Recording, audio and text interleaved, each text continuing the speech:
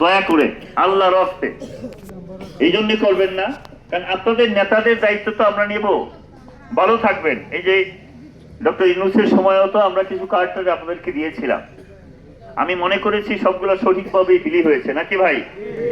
বদনাম টদনাম তেমন হয় নাই, হয়েছে কি? আমি এই ব্যাপারে খুব স্ট্রিক্ট ছিলাম।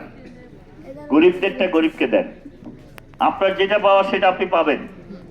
কারণ দল ক্ষমতায় থাকলে দেশ ভালো থাকে, আপনি এমনি ভালো থাকবেন, আপনার সন্তান ভালো থাকবে। আমরা কত কষ্ট করেছি না? এই যে আজকে কত জুড়ে জুড়ে কথা বলছি, কত বক্তৃতা দিচ্ছি। ঠিক 2 বছর আগে হিসাব করেন তো, আপনার বিলের মাঝখানে বসে রয়েছি, কেউ কথা শুনতে আসছে? আসে নাই। আজকে আমি যখন ঢুকি তখন ছোট বাচ্চাদের দেখে আমার মনটা এত ভালো হয়ে গেছে। এই সন্তানরাই আমাদের ভবিষ্যৎ হবে, হবে না? এই সন্তানদের জন্য একটা সুন্দর দেশ আমাদের করতে হবে না? এই ছেলেরা যাতে লেখাপড়া করলে পরে বেকার না থাকে সেটা তো আমাদের ব্যবস্থা করতে হবে। চেয়ারম্যান সাহেব বসেন, বুট না পাইলেও আপনি চেয়ারম্যান। চেয়ারম্যান সাহেব খেতে বেঁচে রেডি ইলেকশনটা করবো, সময় রাখেন বা ওই করতে গেছে। এই সন্তানদের জন্য আমরা একটা সুন্দর বাংলাদেশ করব। এই যে বেকার যত সংখ্যা আছে আমাদের, শিক্ষিত কোনো বেকার সদর উপজেলায় থাকবে না, আপনাদের সামনে আমি কথা দিয়ে গেলাম। আমি কোনো বেকার থাকতে পছন্দ করি না। আমি চাই প্রতিটা বেকার কাজ করবে, অন্তত কিছু না করুক গাছ হলে লাগাবে, কিছু না করুক সারাদিন মোবাইল টিপে মোবাইলটাকে আমরা কাজে লাগিয়ে দিব, তাকে আমরা কম্পিউটারে বসিয়ে দিব, ও যাতে প্রতিদিন আর্ন করতে পারে। এই যে আমি বক্তৃতা দিচ্ছি, এই বক্তৃতা শেষ হইলে পরে আমার মোবাইলে ডলার আসবে। আমার এই বক্তৃতা শেষ হইলে পরে রাতের বেলা এমনি $2 $3 আমি পাই, এমনি এমনি পাই না। বক্তৃতা তো আমাকে দিতেই হবে নাকি? তা আমি নিশ্চয়ই কিছু কাজ করতেছি, এই জন্য পাই।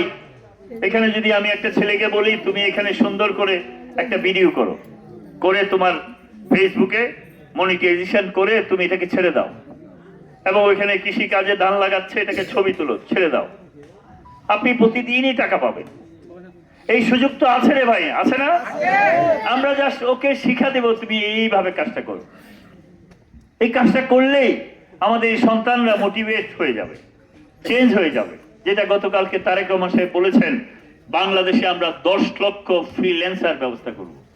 এটার জন্য বিএ পাস করতে হবে, আইএ পাস করতে হবে এমন না, জাস্ট 7-8 পাস করলেই হবে।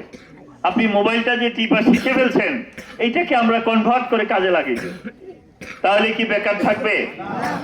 আর ঘরের মধ্যে আমাদের মা বোনেরা যারা আছেন, এদের রান্না বান্নার পরে কিছু সময় তো থাকে, আমরা সেই শিল্পগুলাকে তাদের ঘরে পৌঁছে দিব। পৌঁছে দিলে ওনাদের এই প্রোডাক্টটা যাতে এখান থেকে কেনা যায় সেই ব্যবস্থা আমরা করব। এটা করলেই এদেশে একটা মার্কেট হয়ে যায়। আপনি জানেন বাংলাদেশে অনেক গ্রাম আছে যারা চাটি বানায়, এই চাটিগুলো ফ্রান্সে বিক্রি হয়, মেড ইন বাংলাদেশ লেখা। আর আমাদের বাংলাদেশের কাপড় দিয়েই যত কাপড় বাইরে যায়, যাদের বিদেশের লোক আছে আপনি দেখবেন কাপড়ের সাইডে লেখা থাকে মেড ইন বাংলাদেশ। আমার দেশ অনেক উপরে উঠে গেছে, যেই কাজটা জিয়াউর রহমান শুরু করে গেছিলেন। তা আমরা একটা সুন্দর বাংলাদেশ করব।